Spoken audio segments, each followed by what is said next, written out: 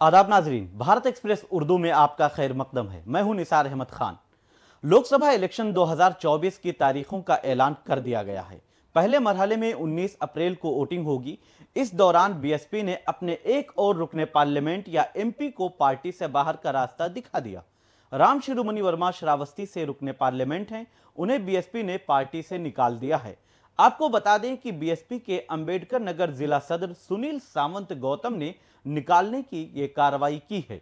इतना ही नहीं, श्रावस्ती के एमपी राम शिरोमणि वर्मा के साथ उनके भाई सुरेश वर्मा को भी पार्टी से बाहर कर दिया गया है। उनकी मुअत्तली के बाद सियासी हलकों में यह बहस तेज हो गई है कि वो समाजवादी पार्टी में शामिल हो सकते हैं। यह भी कहा जा रहा है कि समाजवादी पार्टी उन्हें श्रावस्ती से लोकसभा इलेक्शन में उम्मीदवार बना सकती है, लेकिन सियासी जानकारों का कहना है कि इस बात का इम्कान बहुत कम है। बताया जाता है कि इलेक्शन के ऐलान से पहले ही उन्होंने बीजेपी के सीनियर लीडरान से भी मुलाकात की थी, लेकिन बीजेपी ने टिकट देने के लिए उनको हामी नहीं भरी थी। फिर उन्होंने समाजवादी पार्टी के लीडरान से मुलाकात की और समाजवादी का दरवाजा खटखटाया और श्रावस्ती लोकसभा सीट से टिकट मांग रहे थे, लेकिन समाजवादी पार्टी के पास पहले से ही उम्मीदवारों की लिस्ट काफी लंबी है। वहीं दूसरी तरफ श्रावस्ती और बलरामपुर के समाजवादी पार्टी के लीडरान उनको पार्टी में लाने के हक में बिल्कुल भी नहीं हैं।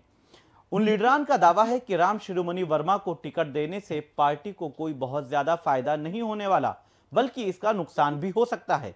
पार्टी को किसी मकामी उम्मीदवार को टिकट देना चाहिए।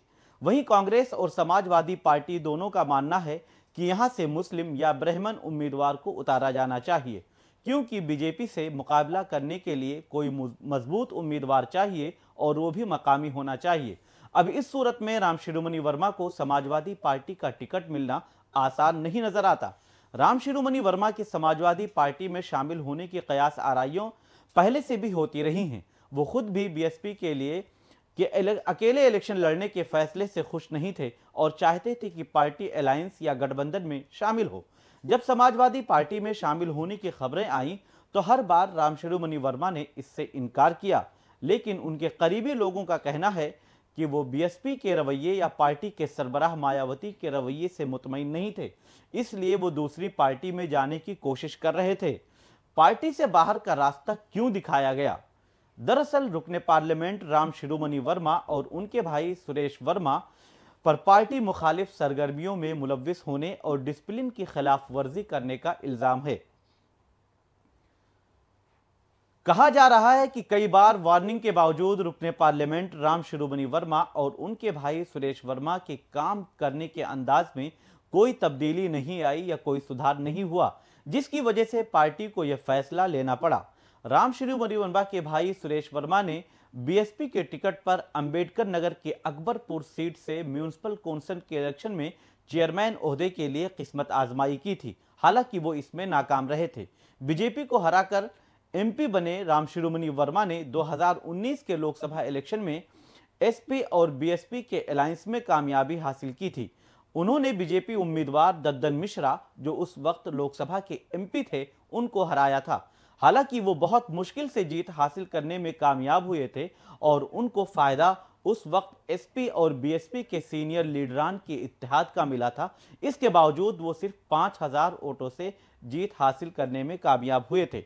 इस बार समाजवादी पार्टी और कांग्रेस के अलायंस के तहत श्रावस्ती सीट समाजवादी पार्टी के खाते में गई है। बीजेपी ने अपने एमएलसी साकेत मिश्रा को इस सीट से उम्मीदवार बनाया है। अगर समाजवादी पार्टी राम शिरोमणि वर्मा को उम्मीदवार बनाने का खतरा मोल लेती है तो यह बात तय है कि बीएसपी किसी मुस्लिम उम्मीदवार को मैदान में उतार देगी।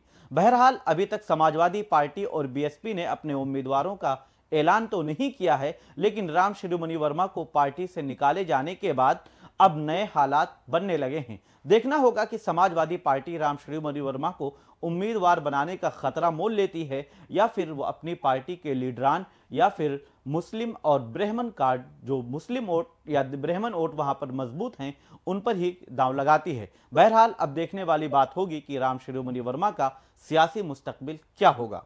आप देखते रहिए भारत एक्सप्रेस उर्दू और मुझे दीजिए इजाजत। हमारी वीडियो आपको पसंद आए तो लाइक कीजिए, शेयर कीजिए और सब्सक्राइब कीजिए। साथ ही कमेंट बॉक्स में आप अपनी राय भी जरूर दें। और हाँ, अगर फेसबुक पर आप वीडियो देख रहे हैं तो हमारे पेज को फॉलो करना ना भूलें।